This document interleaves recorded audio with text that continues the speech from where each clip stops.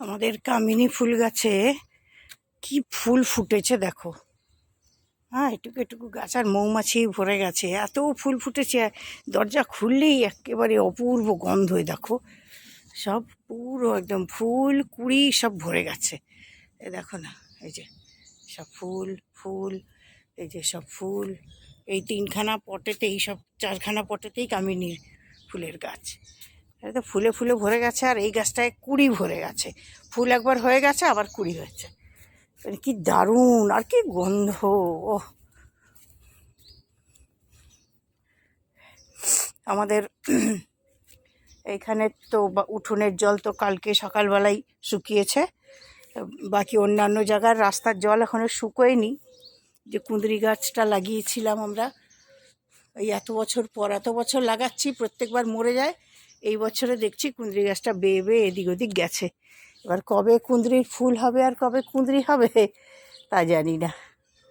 আজ প্রায় 7-8 বছর ধরে চেষ্টা করছি লাগানোর, কিন্তু এই খানিকটা যায় আর মরে যায়, খানিকটা যায় আর মরে যায়। যাই হোক, স্কোয়াশ যেটা সেই ছোটো ছোটো কুমড়োর ইয়ের মতন দেখতে, সেগুলো হচ্ছে, শুকিয়ে পড়ে যাচ্ছে, কিছু লাভ হচ্ছে না।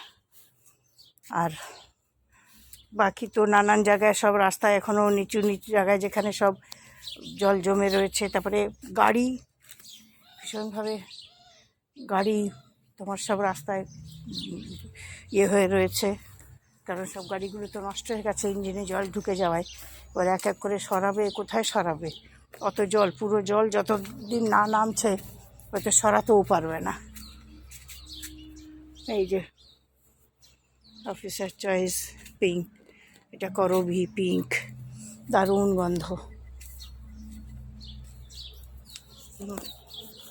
আর আমি ওই জন্যে এই যে কুকুর দুটোকে নিয়ে বেরিয়েছি, 6:45 বাজে, 6:40 হয়েছে আমাদের এখানে।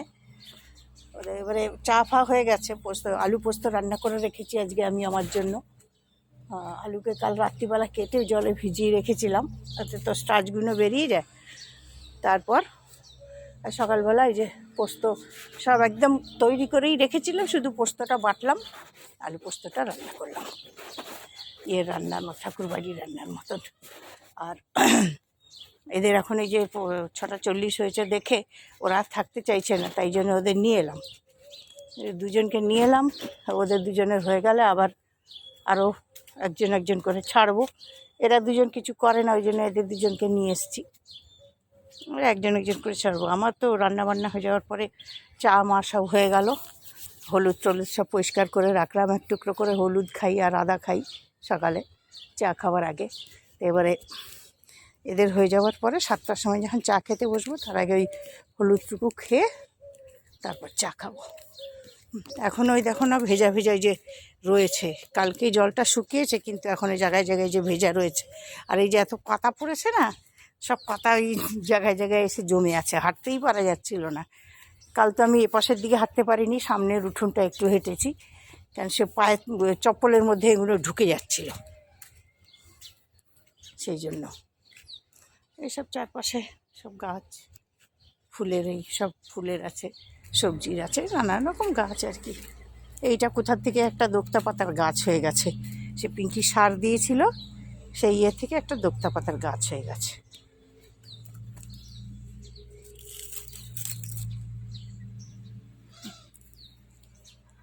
কিভাবে হয়েছে কে জানে।